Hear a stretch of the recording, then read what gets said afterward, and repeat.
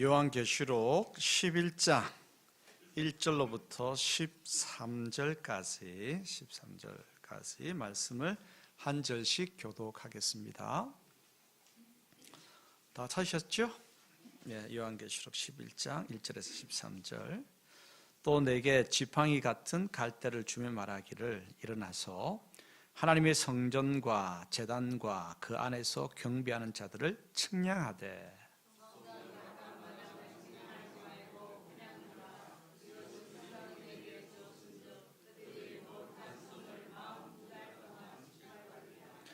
내가 나의 두 증인에게 권세를 주리니 그들이 굵은 돛을 입고 1260일을 예언하리라.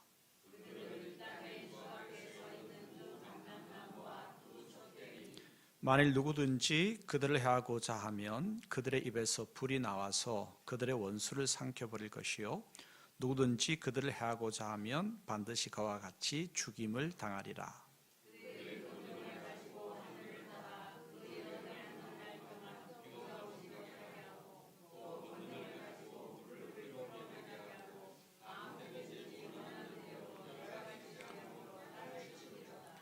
그들이 그 증언을 마칠 때에 무저갱으로부터 올라오는 짐승이 그들과 더불어 전쟁을 일으켜 그들을 이기고 그들을 죽일 터인즉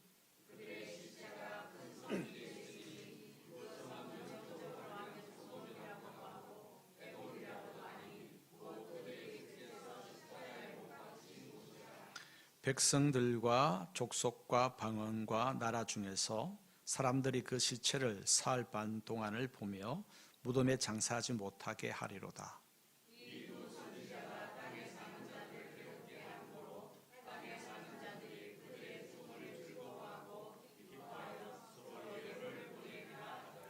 삼일 반 후에 여호와께로부터 생기가 그들 속에 들어가매 그들이 발로 일어서니 궁예하는 자들이 크게 두려워하더라.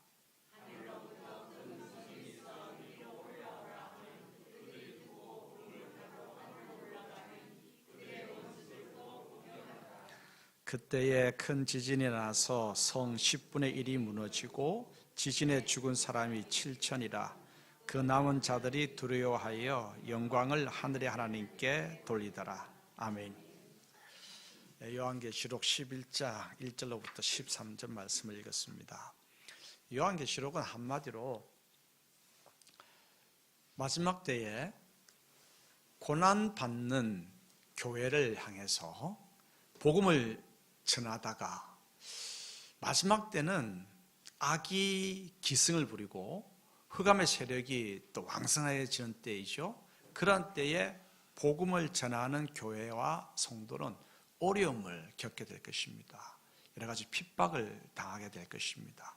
그러한 가운데서도 이제 하나님께서 교회와 성도를 지켜주셔가지고 복음을 끝까지 증언할 수 있도록 힘주시고 최종 부활의 승리를 얻게 될 것이다 라고 하는 교우들에게 교회에 힘을 주는 책이 요한계시록입니다.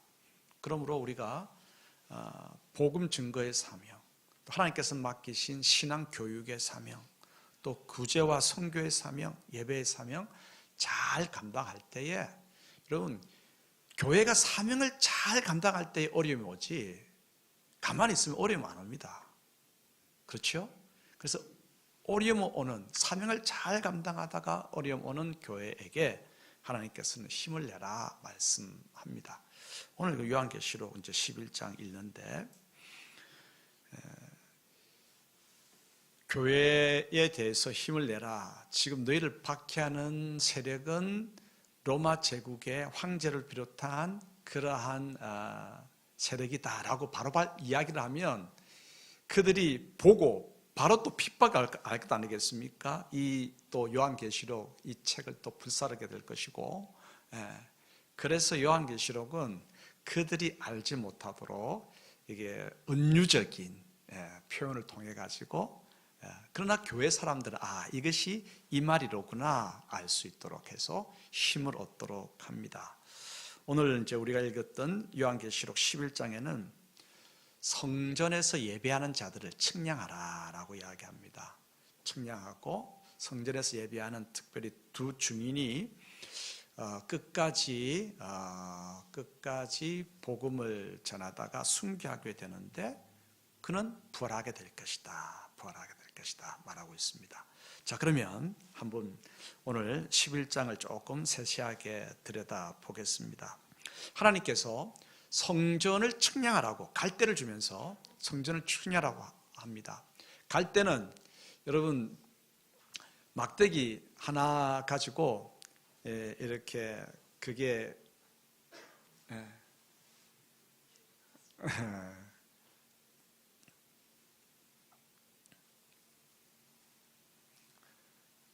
여기 보지 마시고 저 보고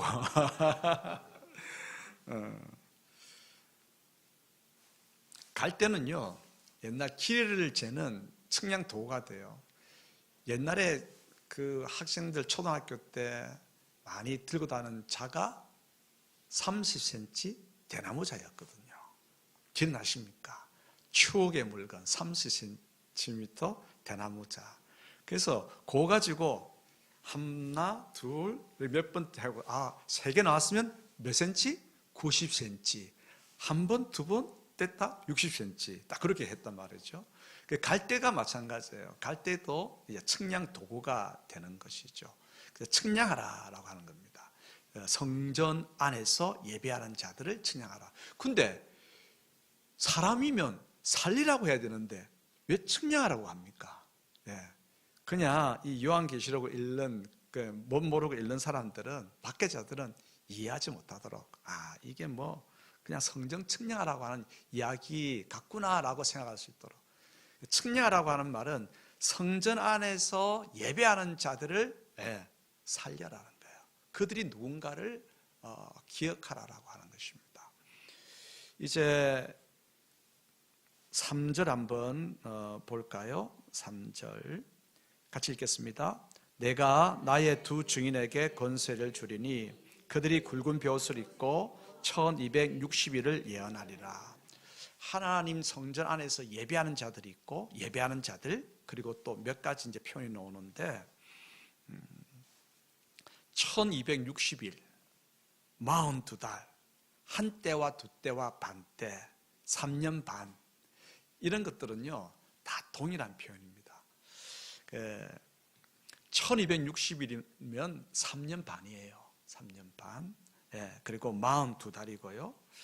그래서 이것을 여러 가지 표현으로 하고 있는데 교회는 복음을 전하다가 어려움을 겪는 긴 이러한 기간이 있다. 또 복음을 전해야 할 사명의 기간이 있다. 42달 동안 그러한 기간이 있다라고 이야기합니다.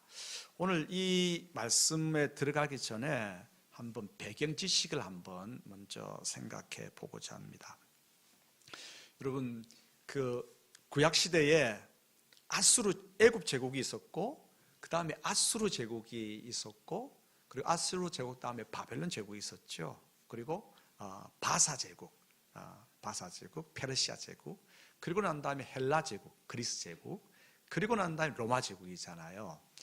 그런데 이제 이렇게 제국이 자꾸 바뀌는데 그리스 제국에 한 왕이 있었습니다. 이 왕의 이름은 제가 한번 들려드릴 테니까 들어놓으시고 좀 기억해 두면 좋을 것 같습니다. 왜냐하면 이 왕은 악하기로 유명하고 또 역사 소설이나 역사책에 자주 등장하고 성경과 관련된 책에 자주 나오는 인물이기 때문에 그렇습니다. 안티오쿠스 에피파네스. 외우기도 좀 힘들죠. 그냥 몇 번 더 말씀드리겠습니다. 안티오쿠스 에피파네스. 이름은 안티오쿠스예요. 안티오쿠스인데 뒤에다가 에피파네스라고 하는 또 이제 하나를 더 붙였습니다. 에피파네스라고 하는 말은 뭐냐면 신이 나타났다. 자기가 안티오쿠스인데 안티오쿠스는 누구냐? 신이 나타난 사람이다라고 하는 거예요. 그래서 제가 만약 이렇게 한다고 한다면 제 이름에 붙이면 좀 안 좋겠습니다. 홍길동을 쓰겠습니다. 홍길동 에피파네스라고 한다면 나는 홍길동인데 에피파네스 신이 나타난 사람이다. 신이 오늘 나 홍길동으로 나타났다라고 하는 것입니다. 그럼 무슨 말입니까? 내가 곧 살아있는 신이라고 하는 것입니다. 원래 이름은 안티오쿠스 에피파네스. 이 사람이 그 헬라 그리스 제국의 황제가 되었을 때에 유대인들을 굉장히 싫어했습니다. 유대인들을 굉장히 싫어해가지고 유대인들은 살아있는 하나님 외에 다른 신을 거부하니까 자기가 누구라고요? 나는 안티오쿠스인데 뭐라고요? 에피파네스예요. 신으로 지금 나타나 있는 사람인데 자기를 인정 안 하고 여호와만을 섬기니까 기분이 나쁜 거죠. 그래서 유대 종족에 대해서는 굉장하게 핍박을 했습니다. 그래서 이 사람이 유대인들이 뭘 싫어하느냐 이걸 알아오라 해가지고 뭘 싫어하느냐. 유대 사람들은 돼지 싫어하잖아요. 돼지는 불결한 짐승이라 해가지고 특별히 돼지 피 엄청, 그거는 불결한, 짐승도 불결한데 그 피는 더 불결하다고 생각했겠죠. 그리고 이 성전은 유대인들이 진짜 귀중한 곳으로 여겼는데 이 안티오쿠스 에피파네스가 어떻게 했냐면 유대인들이 귀하다고 여기는 것, 성전을 모독을 했습니다. 어떻게 해요? 그곳에 이 헬라 그리스 신화에 나오는 최고의 신이 누굽니까? 제우스잖아요. 제우스 신상을 성전에다가 세워놓은 거예요. 유대인들은 그냥 막 화가 그냥 머리 끝까지 나잖아요. 그리고 그것으로 끝난 게 아니라 돼지 피를 성전에다가 뿌려놓은 거죠. 그러니까 유대인들은 막 그 화가 그냥 분노가 치밀어 가지고 그때 반란이 일어납니다. 마카베오 반란이 일어나게 되고요. 그래서 이제 유대인들에게만 이 안티오쿠스 에피파네스가 그런 이제 기행적인 악행을 한 것이 아니라 여러 이제 제국이 정복한 여러 지역 사람들에게도 아주 진짜 이 사람이 제정신인가 할 정도로 그렇게 악행을 막 한 것이죠. 그래서 에피파네스의 헬라어에 비슷한 말이 있습니다. 에피파네스와 비슷한 말이 에피마네스. 비슷하죠? 에피파네스와 에피마네스. 에피파네스는 신이 나타났다, 신의 현현이라고 한다면 에피마네스는 미친 자. 그러니까 자신을 안티오쿠스 에피파네스라고 막 자기를 이제 높이고 그렇게 기행을 아주 막 미친 그런 짓거리를 하니까 황제가 그 사람들은 그 앞에서는 머리를 숙이지만 에피파네스가 아니고 저 사람은 에피마네스다는 거야. 미친 사람이다. 미쳤으니까 저렇게 진짜 사람들이 싫어하는 일들을 한다라고 하는 것입니다. 그런데 지금 이제 시대가 헬라 시대에서 넘어갔습니다. 로마 제국 시대로 넘어갔습니다. 로마 제국 시대에도 로마 황제가 뭐라고 이야기합니까? 나는 살아있는 신이다라고 이야기하는 거죠. 살아있는 신이다. 그런 때에 이제 교회 성도들은 이야기합니다. 하나님 외에 다른 신은 있을 수가 없다. 그러니까 이제 박해를 받고 어려움을 당하게 되겠죠. 그래서 어려움 당하는 시간이 참 길 것입니다. 그래서 42달, 1260일, 한 때와 두 때와 반 때, 3년 반. 이것이 전부 다 오랫동안 교회가 오직 하나님 한 분만을 신앙 고백하다가 받게 되는 고난의 시간이라고 하는 것입니다. 그래서 요한계시록 읽다가 한 때, 두 때, 반 때 어려움 겪는 시간이 있다. 42달, 참, 이 순환의 시간이 그렇구나. 이렇게 알면 되겠습니다. 근데 이러한 시간에 누가 어려움을 당하느냐 보면 성전에서 경배하는 자, 측량하라 그랬거든요. 성전에서 경배하는 자, 그리고 두 증인, 두 감람나무, 두 촛대라고 이게 계속해서 나옵니다.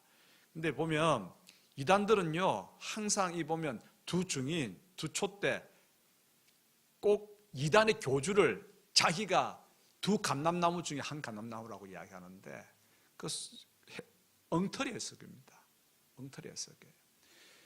고난의 기간 가운데 고난을 받는 자가 누구냐?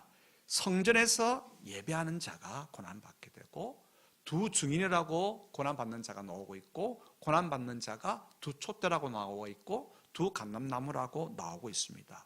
이것들은 다 뭘 이야기하느냐? 교회를 이야기합니다. 교회가 오직 하나님 한 분만을 신앙 고백하고 나아가니까 어려움을 받게 되는 거예요. 1260일 동안 42달, 한때 두때 반때 동안 어려움을 당하게 되는 것입니다. 그런데 어려움 그 많은 기간 동안 꼭 3년 반이 아닙니다. 3년 반만큼이라도 더 길 수도 있겠죠. 오랜 기간 고난 받겠지만 하나님께서 말씀하십니다. 측량하라. 뭐를요? 성전 안에서 예배하는 자들을 측량하라. 칼대를 가지고 측량하라는 것이죠. 살려보라고 하는 거예요. 누구인지 알아보라고 하는 것입니다. 뭐 하시기 위해서? 그러면 그들을 측량하라고 하시겠습니까? 보호하시기 위해서. 42달 동안 오직 하나님 한 분만을, 예수 그리스도만을 우리의 유일하신 하나님으로, 유일하신 구주로 고백하면서 그렇게 증언하고 그분을 예배할 때에 고난받게 되겠지만, 하나님께서는 그렇게 예배하고 그렇게 고백하는 성도를, 교회를 어떻게 하시겠다? 지키시겠다고 하는 거예요. 그래서 그들이 누구인지 알아보거라라고 말씀하시는 것입니다. 그러므로 사랑하는 성도 여러분, 우리는 누굽니까? 우리는 교회입니다. 우리는 하나님의 백성입니다.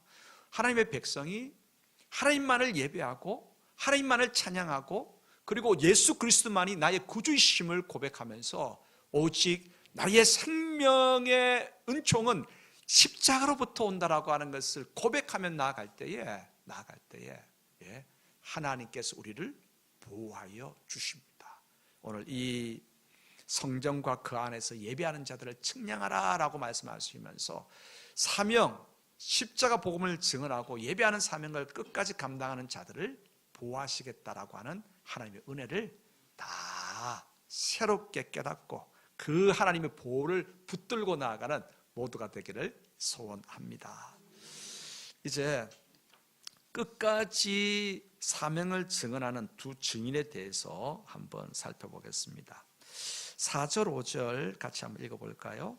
그들은 이 땅의 주 앞에 서 있는 두 감람나무와 두 촛대니 만일 누구든지 그들을 해하고자 하면 그들의 입에서 불이 나와서 그들의 원수를 삼켜버릴 것이요, 누구든지 그들을 해하고자 하면 반드시 그와 같이 죽임을 당하리라. 두 감람나무 두 촛대, 뭐를 이야기한다고요? 교회. 두 증인도 교회, 성전에서 예배하는 자들도 교회. 그래서 교회가 십자가 복음을 전하고 하나님의 구원의 소식을 전할 때에, 복음을 전할 때 사실은 어려움을 당해요. 어려움을 당하는데, 그런데 이제 어려움 당하더라도 증언을 마치기까지 하나님께서는 그 두 증인, 두 감람나무 두 촛대를 보호하십니다. 그리고 능력을 허락하여 주십니다.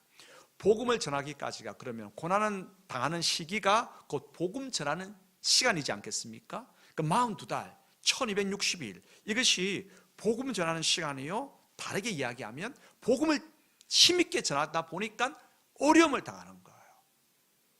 그러므로 한번 우리가 생각해 보면, 우리의 세상 속에서 하나님의 사람답게 빛으로 살아가려고 하면 어둠이 핍박합니다. 맞습니까? 내가 어려움이 없다, 편하다 라고 생각하면 내가 빛으로 살아가지 않기 때문에 그렇습니다. 교회에서도 세상 속에서도 모든 현장 속에서 내가 하나님의 백성으로 살아가려고 하면 하나님의 생각과 다른, 빛과는 다른 어둠은 항상 빛의 삶을 살아가려고 하는 하나님의 백성을 핍박하고 욕하고 조롱하고 비난하게 됩니다. 그러므로 1260일은요 복음을 증언하는 시간과 동시에 고난의 시간입니다. 고난의 시간입니다. 그런 이제 고난 가운데서 맡겨주신 하나님의 사명, 복음을 전하는 사명. 사실 로마 제국 시대에 복음을 전한다, 순교를 각오하는 것이잖아요. 순교를 각오하고 복음을 전할 때에 하나님께서 지켜 보호하여 주십니다. 입에 뭘 넣게 하신다고요? 입에 불이 나와서 복음을 증거하는 것을 방해하는 세력에 대해서 어떻게 해요? 입에 증언자들의 입에서 불이 나와가지고 그들을 태우게 될 것이라고 말하고 있습니다. 그러므로 하나님께서는 우리가 교회가 이제 어둠의 때에 증언을 잘 감당하려고 하면 그 증언하는 하나님께서 허락하신 시간 동안은 우리를 보호하신다라고 하는 거예요. 보호하신다는 거예요. 힘을 주시고 보호의 은총도 베풀어 주시고 그래서 끝까지 사명을 감당하도록 하십니다. 예수님께서 이제 사람들이 예루살렘으로 올라가지 말라고 만류할 때에 예수님께서 이 말씀을 하셨습니다. 선지자는 어디 밖에서는 죽지 않는다고요? 예루살렘 밖에서는 죽지 않는다는 거예요. 선지자는 예루살렘에서 복음을, 하나님의 말씀을 외치다가 예언을 하다가 죽는 법이지 그 밖에서는 죽지 않는다는 거예요. 이 말은 무슨 말이냐면 하나님의 백성들 교회에게 하나님께 주신 사명이 있는데 그 사명을 마치기까지 죽지 않습니다. 그럼 교회는 하나님께서 나에게 주신 사명 분명하게 깨닫고 그걸 잘 감당해야 돼요. 여러분 구제 열심히 해야 됩니다. 복음을 증언하는 한 방법이 구제입니다. 요한 사도행전에 처음 교회가 뭘 열심히 했습니까? 구제 열심히 했습니다. 구제 열심히 했습니다. 구제 열심히 하는 것이 많은 사람들의 마음을 얻고 교회로 돌아오게 하는 한 방편이었습니다. 또 뭘 열심히 했습니까? 열심히 사도는 목숨 내어놓고 복음을 예수님만이 우리의 구세주라고 복음을 또한 전했습니다. 그러므로 구제하고 모여서 함께 기도하고 자신의 것을 또 나누고 이런 것들을 통해서 했는데 그러므로 중요한 것 있습니다. 우리가 우리에게 맡겨주신 그 사명, 교회의 그 사명, 교회는 5가지 사명이 있습니다. 기억나십니까? 선교와 전도의 사명이 있죠. 신앙 교육의 사명이 있죠. 구제의 사명이 있죠. 서로 격려하고 하는 교제의 코이노니아의 사명이 있죠. 그리고 예배의 사명이 있습니다. 5가지 사명. 이 사명을 열심히 우리가 감당하십시다. 없다고 말하지 말고 시간이 없다, 물질이 없다, 이게 뭐 환경이 안 된다. 여러분 이 요한계시록 때에 이 사람들이 복음을 이야기하면 목숨이 날아가는 때에 목숨 내어놓고 예배했고 목숨 내어놓고 구제했고 목숨 내어놓고 신앙교육했고 예배했거든요. 그러므로 안 된다, 못한다, 없다라고 하지 말고 하자라고 해야 됩니다. 하자. 하나님께서 나에게 1260일 동안 42달 동안 우리에게 기회를 주셨잖아요. 예배할 수 있는 기회를 주셨잖아요. 전도할 수 있는 기회를 주셨잖아요. 구제할 수 있는 기회를 주셨잖아요. 신앙교육할 수 있는 기회를 주셨잖아요. 이 동안만은 마귀의 졸개들이 교회를 건드리려고 해도 불이 나와서 두 증인에게 불이 나와서 건드릴 수가 없어요. 하나님께서 지켜 보호하신다고 약속해 주셨잖아요. 뭐가 두렵습니까? 그러므로 없다 하지 말고 열심히 구제 한번 해보자는 거예요. 내놓으면 놓게 되어 있어요. 내 주머니에서 놓으면 더 많이 채워지고요. 신앙교육을 위해서 힘쓰고 애쓸 때에 더 놀라운 부유함이 우리에게 주어지고요. 그리고 예배할 때에 하늘로부터 능력이 우리 가운데 부어집니다. 우리가 예배하고 진짜 마음을 다해서 교회 사명을 감당할 때에 하나님께서는 교회가 이 기간 동안만큼은 지켜 보호하여 주시는 은혜를 있습니다. 증언을 마치기까지 사명자는 예루살렘 밖에서 죽는 법이 아닙니다. 다 사명을 마치고 난 다음에 죽지요. 그러므로 하나님께서 기회 주시는 그 시간까지는 어떻게 하자고요? 최선을 다해서 하나님께서 우리에게 주신 그 사명 잘 감당하십시다. 이제 두 증인이 1260일 동안 42달 동안 걷는 가운데서 복음을 열심히 전했습니다. 복음 열심히 전했다고요? 물론 어려움도 받지요. 어려움도 순환도 고통도 왔지만 그러나 고통을 유발시킨 세력이 오히려 물러가는 역사도 일어났습니다. 근데 증언을 마치게 되니까 어떻게 되었을까요? 이 두 증인도 순교하고 말았습니다. 7절 같이 한번 읽어보겠습니다. 그들이 그 증언을 마칠 때에 무주갱으로부터 올라오는 짐승이 그들과 더불어 전쟁을 일으켜 그들을 이기고 그들을 죽일 터인즉.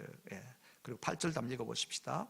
그들의 시체가 큰 성 길에 있으리니 그 성은 영적으로 하면 소돔이라고도 하고 애굽이라고도 하니 곧 그들의 주께서 십자가에 못 박히신 곳이라. 교회도 복음을 전하다 사명을 다 감당하게 되면 순교를 하게 되죠. 큰 어려움 가운데서 완전 쓰러지는 것 같은, 세상 사람들이 보면 아이고 쓰러졌구나 라고 생각하는 것 같은 그러한 모습으로 순교당하게 됩니다. 하지만 하나님께서는 이제 3일 반 만에 하나님으로부터 생기가 나와서 그 쓰러진 두 증인 가운데 생기가 들어가서 일어나게 됩니다. 그런데 이 두 선지자, 두 증인은요, 한번 10절, 11절 한번 읽어볼까요?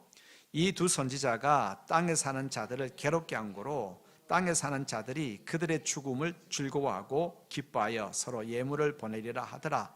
3일 반 후에 하나님께로부터 생기가 그들 속에 들어가매 그들이 발로 일어서니 구경하는 자들이 크게 두려워하더라. 두 증인이 세상을, 땅에 사는 자들을 괴롭혔다. 그래서 사람들이 죽은 것을 보고 와 즐거워했다. 이게 무슨 말이냐면, 땅에 사는, 세상의 어두움 가운데 사는 자들을 죄를 지적하잖아요. 두 증인이 복음으로써 우리 모두는 죄인입니다. 이 땅에 사는 우리 모두는 어두움 가운데서 있는 죄인입니다. 죄를 지적하고 회개하지 아니하면 심판이 닥칠 것입니다. 심판에 선고하니까 누가 좋아하겠습니까? 안 그렇겠습니까? 심판 선고하고 죄를 지적하니까 자기의 숨겨진 것들이 다 벌거벗겨지니까 막 속에서 분노하는데, 그렇게 한 두 증인이 죽었으니까 막 즐거워한다고 하는 거죠. 예물을 보내서 야 잘됐다. 그런데 3일 반 후에 예수님께서 죽음에서 3일 만에 부활하신 것처럼 이 두 증인도 3일 반 후에 하나님께로부터 생기가 그들 속에 들어가서 일어나고 부활하게 되더라고 하는 것입니다. 12절 같이 읽어보겠습니다. 하늘로부터 큰 음성이 있어 이리로 올라오라 함을 듣고 그들이 듣고 구름을 타고 하늘로 올라가니 그들의 원수들도 구경하더라. 우리가 하나님께서 맡겨주신 사명 잘 감당하십시다. 잘 감당하고, 우리는 마지막에 우리가 생각하는 세상적인 복이 우리에게 주어질 것을 생각하는데, 그것도 세상적인 복도 복이지만 진짜 중요한 복은 뭐냐면 하늘의 부활의 복입니다. 하늘의 승리의 복입니다. 오늘 이 승리의 복을, 부활의 복을 소망하는 우리가 되어야 됩니다. 부활의 승리를 소망하는. 그래서 여러분, 두 증인, 두 감람나무, 두 촛대 예배하는 자들은, 교회는, 성도는 사명을 잘 감당하고 종국에는 순교하지만 하나님께서 생기를 그들에게 넣어서 하나님께로 불러들이시더라고 하는 것입니다. 부활의 승리, 부활의 승리입니다. 그러므로 우리 부활의 승리를 사모하면서 나아가는 모두가 되기를 소원합니다. 오늘 우리가 이 땅을 살아가면서 물질적인 복도 중요하고 또 살아가는데 삶의 필요도 채워지는 은총도 중요하죠. 하나님께서는 우리에게 필요한 것들을 공급해 주시는 그런 분이십니다. 하지만 우리는 오늘 이 시대를 살아가면서 더욱더 중요한 게 뭔가? 더욱더 중요한 게 뭐겠습니까? 세상과 다른 하나님의 가치와 성경의 그러한 교훈을 가지고 살아가는 것입니다. 그렇게 살아갈 때에 받는 어려움도 고통도 있을 것입니다. 그것이 42달 동안 긴 기간일 수도 있을 것입니다. 그러나 하나님께서 그 기간 동안 끝까지 하나님의 사람으로 살아갈 수 있는 힘을 주십니다. 그 힘을 가지고 끝까지 나아가야 되죠. 그 종국이 순교입니다. 아이고, 내가 순교하자고 여기까지 왔어? 아닙니다. 여러분, 죽지 않고 다시 사는 방법이 있습니까? 죽지 않고 다시 사는 방법은 없습니다. 성경은 이야기합니다. 주님께서 죽으셨기에 우리에게 구원이 왔고, 주님께서 십자가에서 죽으심으로 죄의 사망의 권세를 깨고 우리에게 생명의 부활의 승리를 허락하여 주셨거든요. 우리 또한 마찬가지입니다. 주님의 백성이고 하나님의 백성이라고 한다면 오늘 이 두 증인은 십자가의 주님을 그대로 따라가고 있습니다. 주님이 죽으셨던 곳에서 그들도 죽어서 그 시체가 사흘 반 동안 내동댕이 쳐 있었습니다. 사흘 반 후에 생기의 바람이 그들에게 들어가가지고 그들은 일어났고 하나님께서 오라 하나님께로 부름을 받았습니다. 이 두 증인 교회, 요한계시록이 보여주는 이 교회, 두 증인, 두 감람나무, 두 촛대, 오늘 우리에게 이야기하는 것입니다. 너희도 오늘 이 시대 속에서 하나님의 백성답게, 나의 백성답게 빛의 사람으로 살아가라라고 말씀하십니다. 살아가면서 복음을 증언하고 하나님께서 우리에게 명하신 교훈대로 살아가는 빛의 삶을 살아가라 말씀하십니다. 어려움이 있더라도, 고통이 있더라도 그렇게 할 때에 끝까지 사명 감당하고, 순교의 아픔이 있더라도 오히려 그 순교로 인해서 부활의 승리가 교회에게 주어진다, 우리에게 주어진다 말씀하십니다. 그 은혜가 우리 모두에게 주어지는 그 모든 은혜를 체험하는 우리 모두가 되기를 소원합니다. 기도하겠습니다. 하나님 아버지, 교회에도 긴 고난의 시기가 있겠지만 하나님은 미리 보호의 은혜를 두르셔서 견뎌내게 하십니다.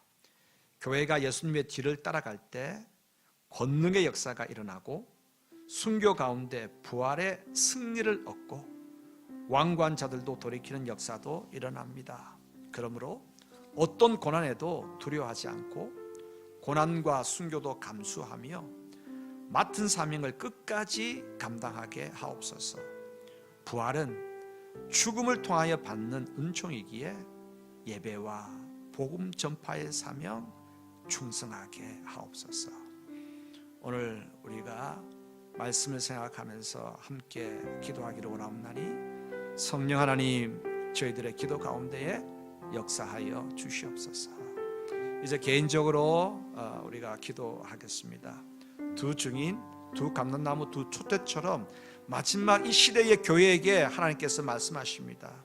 42달 고난의 기간이지만 사명의 기간이기도 하다. 이 기간 동안 복음 전파의 사명 잘 감당하고 구제와 선교, 예배와 그리고 친교와 신앙교육의 사명 잘 감당하라 우리에게 말씀하시는데, 그 사명 어려움이 있고 고난이 있고 박해가 있더라도 잘 감당하겠습니다. 마지막 순교 통해서 부활의 놀라운 은총을 경험할 수 있도록 저희를 붙들어 주시옵소서.